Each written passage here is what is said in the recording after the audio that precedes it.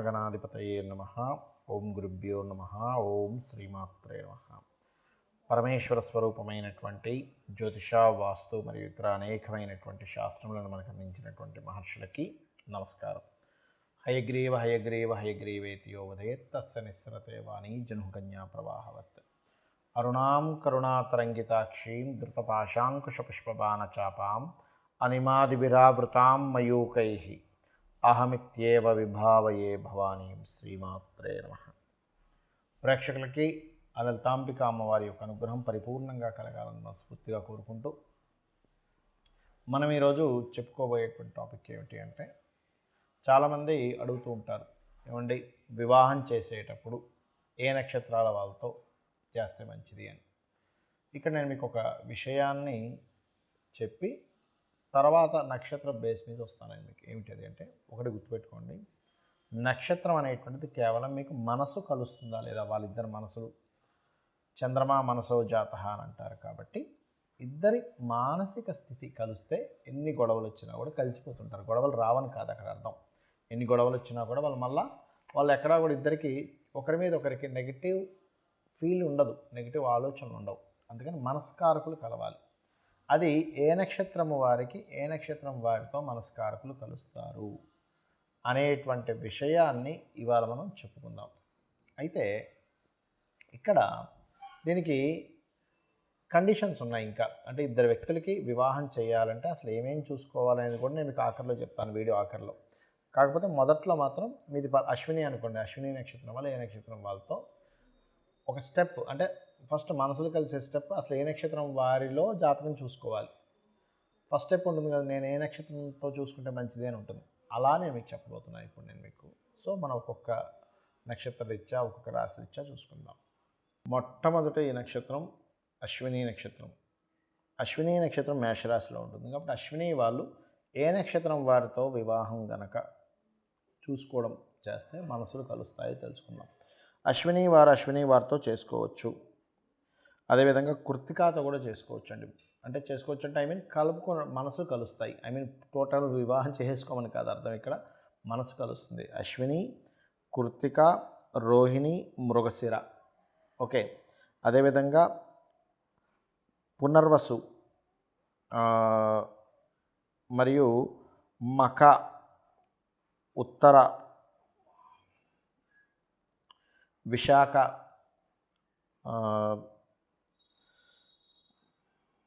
ఉత్తరాషాఢ, శ్రవణం, ధనిష్ట, రేవతి వరకు కూడా చేసుకోవచ్చు. అంటే ఈ అశ్విని నక్షత్రం వారికి ఈ నక్షత్రాల వారితో మనసులు బాగా కలుస్తాయని అర్థం. వేరే వాటితో కలవ్వా అంటే వేరే వాటితో అంతగా కలవు. అదేవిధంగా ఇక్కడ ఒక చిన్న ఎగ్జామ్షన్ ఏమిటి అంటే, ఒక్కొక్కసారి ఆ నక్షత్రాధిపతి పాడైతే కూడా ఇప్పుడు నేను చెప్పిన నక్షత్రాల్లో కొంతవరకు ఇబ్బంది అనేటువంటిది ఉంటుంది. అదేవిధంగా ఇదే మేషరాశిలో భరణి నక్షత్రం గురించి తెలుసుకుందాం. భరణి నక్షత్రం వారు ఎవరెవరిని చేసుకుంటే బాగుంటుంది అంటే, ఎవరితో కనెక్టివిటీస్ బాగుంటాయి వాళ్ళకి అంటే, వాళ్ళకి భరణితో చేయొచ్చు. ఒక విషయం గుర్తుపెట్టుకోండి, ఏ నక్షత్రం వారు ఆ నక్షత్రం వారితో చేసుకోవచ్చు, తప్పులేదు. కాకపోతే ఈ భరణి విషయంలో శుక్రుడు కనుక ఇద్దరి జాతకాల్లో పాడైతే మాత్రం చేయకండి, ఎందుకంటే ఇద్దరికి నక్షత్రాధిపతి శుక్రుడు అవుతాడు కాబట్టి. అలాగే భరణితో చేయొచ్చు. అదేవిధంగా మృగశిర 3-4 పాదాల వారితో చేయొచ్చు భరణి వారు. మరియు ఆరుద్ర చేయొచ్చు, పునర్వసు చేయొచ్చు, పుష్యమి, ఆశ్లేష కూడా పనికొస్తాయి. కాకపోతే పుష్యమి నక్షత్ర జాతకులతో వివాహం చేసేటప్పుడు మాత్రం కొంచెం వాళ్ళ పర్సనల్ చార్ట్ని ప్రత్యేకంగా చూడాలి. బికాజ్ ఆఫ్ పుష్యమి నక్షత్రానికి ఇన్బిల్ట్గా వాళ్ళ నక్షత్రం ఎందుకు పుడతారంటే, పూర్వజన్మల్లో వాళ్ళ వివాహ సంబంధించిన విషయంలో కొంత కర్మ మిగిలి ఉంటుంది. ఆ కర్మ అనుభవించడానికి పుడుతుంటారు. కాబట్టి అందుకే పుష్యమి నక్షత్రాన్ని వివాహ ముహూర్తాన్ని కూడా వాడరు సర్వసాధారణంగా. మిగతా అన్ని అంశాల్లో అద్భుతంగా ఉంటుంది వాళ్ళకి, అన్న ఎటువంటి సందేహం లేదు. అయితే అదేవిధంగా పుష్యమి, ఆశ్లేష, పుబ్బ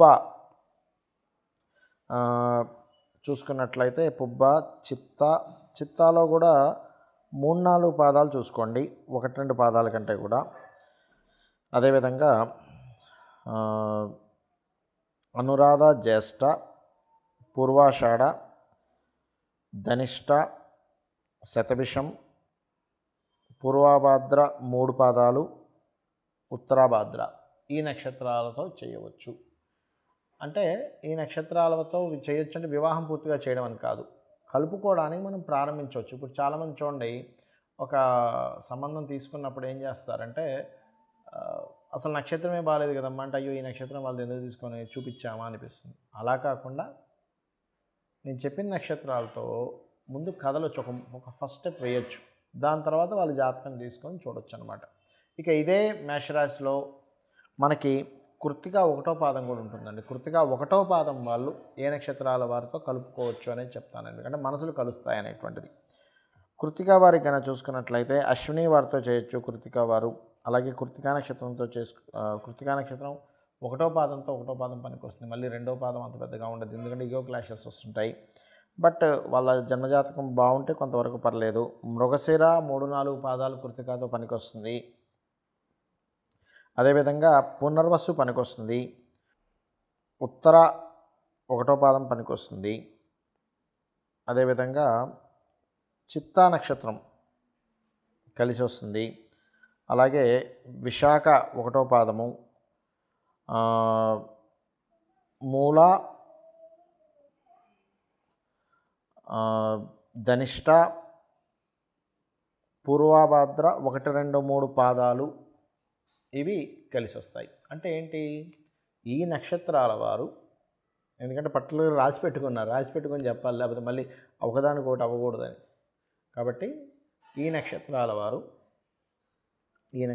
వారితో మనసులు కలుస్తాయి. కాబట్టి ఇది ఫస్ట్ స్టెప్గా మీరు ముందుకు వెళ్ళవచ్చు. నేను మీకు ఆఖరిలో కండిషన్స్ చెప్తానన్నాను. ఏమిటది అంటే, ఇప్పటివరకు మనం చెప్పుకున్నటువంటిది ఏదైతే ఉందో అది కేవలం మనసులు కలవడానికి తోడ్పడేటువంటి నక్షత్రాలు, ఇది గుర్తుపెట్టుకోండి. అంతేగాని ఈ నక్షత్రాలు చెప్పాను కదా ఇంకేమీ చూసుకోకుండా డైరెక్ట్గా వెళ్ళిపోయి వివాహం చేసుకోమని కాదు. First point number 1. మరి ఇంకేమేం చూసుకోవాలి అని మాకు సందేహం కలుగుతుంది ఇక్కడ. ఏమిటది అంటే, ఒక ఇద్దరు వ్యక్తులు వివాహ వ్యవస్థ అంటే వివాహ జీవితాన్ని చక్కగా సాగించాలి అంటే వాళ్ళిద్దరి మధ్యని మొదటి మెట్టు మనం మనసులు చెప్పుకున్నాం. రెండవది ఏమిటంటే ఇద్దరి మధ్యన ఒక అట్రాక్షన్ ఉండాలి, ఆకర్షణ. ఒక పురుషుడికి స్త్రీకి ఆ స్త్రీ మీద ఆకర్షణ, ఆ పురుషుడి మీద ఆకర్షణ ఉంటే ఆ ఆకర్షణ ద్వారా కూడా వాళ్ళ లైఫ్ వెళ్తూ ఉంటుంది.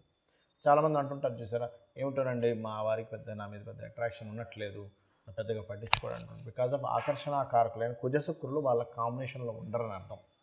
అలాగే సోల్మేట్స్ అంటూ ఉంటారు. అంటే సోల్ కారకుడు ఎవరు ఆస్ట్రాలజీ పరంగా అంటే రవి. ఆ రవి గనక బాగున్నాడా ఇంకా అద్భుతంగా ఉంటుంది. అంటే వాళ్ళిద్దరి జన్మ జాతకాల్లో రవి యొక్క కలయికలు కలవాలి. అలాగే రవి ఆకర్షణ మనసుతో పాటు చాలామంది చూడండి కంప్లైంట్ చేస్తుంటారు, ఏంటి ఏమోనండి మేము చేసుకున్నాం కానీ మా వారు నాతో పెద్దగా ఏం మాట్లాడరని, లేకపోతే మా అబ్బాయి అంటుంటాడు మా అమ్మాయి ఆవిడేం పెద్దగా మాట్లాడదు, మా మిస్సెస్ ఏమేమి. ఎందుకు అంటే బికాజ్ ఆఫ్ బుధుడి యొక్క స్థితి సరిగ్గా లేదని అర్థం అక్కడ. అంటే ఇద్దరి మెర్క్యూరీస్ సరిగ్గా కలవలేదు. ఆ రకంగా కర్మకారకుడైన శని, జీవకారకుడైన గురువు, కాలానికి మోక్షానికి కారకుడైన రాహుకేతువులు, ఈ రకంగా ఈ గ్రహాలు ఎంతవరకు ఇవి ఒకదాన్నొకటి కనెక్ట్ చేసుకున్నాయనేటువంటిది చూడాలి. దీంతో పాటు ఇంకా ముఖ్యమైనటువంటి విషయం ఏమిటి అంటే, ఒక అమ్మాయి అబ్బాయిని వివాహం చేసుకునేటప్పుడు అబ్బాయి పర్సనల్ చార్ట్ని చూసుకోవాలి. అంటే ఏమేమి చూసుకోవాలి అందులో అంటే, అబ్బాయి యొక్క లగ్నం అంటే అబ్బాయి యొక్క తత్వం ఏమిటి, అబ్బాయి ఎలాంటి వ్యక్తి, అమాయకుడా, గొడవలు చేసే వ్యక్తా, లేకపోతే బాగా మనీ మైండెడా, బాగా ఎక్కువ లవింగ్ నేచరా, లేకపోతే వర్కింగ్ నేచరా. కొంతమందికి వర్కాలిక్ ఉంటారు, లేదా బిజినెస్ మైండెడ్ ఉంటారు, కొంతమంది భయస్థులు ఉంటారు, కొంతమంది విపరీతమైన కోప స్వభావం ఉంటారు. వాళ్ళు ఏమిటనేది వాళ్ళ లగ్నం బట్టి తెలుస్తుంది. ఇక రెండవది ఏంటంటే కుటుంబంతో ఎలా ఉంటారు అటాచ్మెంట్స్, కుటుంబ స్థానం పరిశీలన చేయాలి అబ్బాయిని. అదేవిధంగా సంతానం, ఎందుకంటే ఇక్కడ అమ్మాయి జాతకంలో కొద్దిగా సంతానం వీక్గా ఉంది, అబ్బాయి జాతకం కూడా వీక్ ఉంటే సంతానం పొందరు, దానివల్ల సంతానం కలగకపోతే ప్రాబ్లం. కాబట్టి ఇద్దరి సంతాన స్థానాలు ఒకరిది కొంచెం తక్కువ ఉన్నా ఒకరిది కొంచెం బాగుంటే కనెక్ట్ అవుతుంది. అలాగే దీంతోపాటు వివాహ స్థానము, వివాహ జీవిత స్థానం ఈజ్ మోస్ట్ ఇంపార్టెంట్ పర్సనల్ చార్ట్లో. అంటే వివాహ జీవిత భాగస్వామితో ఎలా ఉంటాడు, ఈ అబ్బాయితో రిలేషన్స్ ఎలా ఉంటాయి, వివాహం తర్వాత లైఫ్ ఎలా సాగుతుంది అనేటువంటిది చూడాలి. ఇవన్నీ 7వ స్థానము 12వ స్థానాల్లో ఉంటుంది. దీనికంటే ఇంకా ముఖ్యమైనటువంటిది ఏంటంటే, ఒకవేళ ఆ అబ్బాయికి కానీ అమ్మాయికి కానీ 2 వివాహాల యోగం ఉంటే కనుక, మీకు ఒకవేళ సంబంధం నచ్చింది, ఒకవేళ 2 వివాహాల యోగం ఉంది ఆ జాతకంలో, అలాంటప్పుడు వారితో మీరు కనుక సత్సంబంధాలను మాట్లాడుకోగలిగితే కనుక అమ్మాయికి కానీ అబ్బాయి కానీ అబ్బాయికి అయితే అర్క వివాహం, అమ్మాయికి అయితే కుంభ వివాహం జరిపించమని చెప్పి మీరు చేసుకుంటూ ముందుకు వెళ్ళొచ్చు. లేదండి మనకు అంత రిస్క్ ఎందుకు, ఇంకో సంబంధం చూసుకుందాం అనుకునేవారు ఇంకో సంబంధం చూసుకుంటూ ఉంటారు. కాబట్టి పర్టికులర్గా ఈ యొక్క అంశాలు ఖచ్చితంగా మీరు అక్కడ చూసుకోవాలి. చూసుకొని దీనికి ఇంకొంచెం ఇన్‌డెప్త్‌గా వెళ్ళేవాళ్ళు నవాంశలోకి కూడా వెళ్తారు. కాకపోతే ఏంటంటే ఒకటి గుర్తుపెట్టుకోండి, ఇవాళ రేపు ఉన్న జాతకాల్లో 90% ఆఫ్ చార్ట్స్ ఏదో ఒక డిఫెక్ట్స్ ఎక్కువగా ఉంటుంటాయి. కాబట్టి ఏంటంటే మనం మొట్టమొదటిగా ఈ మనస్కారకుడైనటువంటి చంద్రుడి యొక్క నక్షత్రాలు కనుక కలిసినట్లయితే ఇద్దరి మధ్యనే ఉండేటువంటి అఫెక్షన్ ఏదైతే ఉందో చక్కగా పెరుగుతుంది. కాబట్టి ఈ రకంగా చూసుకొని మీ యొక్క వివాహ జీవితాన్ని చక్కగా సరిదిద్దుకుంటారని కోరుకుంటూ, అదేవిధంగా మరొక విషయం ఏంటంటే వివాహం కావట్లేదు అనుకునేవారు కామేశబద్ధ మాంగళ్య సూత్ర శోభిత కందరాయే నమః అనే మంత్రాన్ని, వివాహమై ఇబ్బంది పడుతుంది అనుకునేటువంటి వారు శివకామేశ్వరాంకస్త శివాస్వాధీన వల్లభాయే అనే మంత్రాన్ని కనుక చేసుకున్నట్లయితే మీ వివాహ జీవితం అద్భుతంగా ఉంటుంది. ఆ యొక్క అమ్మవారి అనుగ్రహం వల్ల. శ్రీమాత్రే నమః.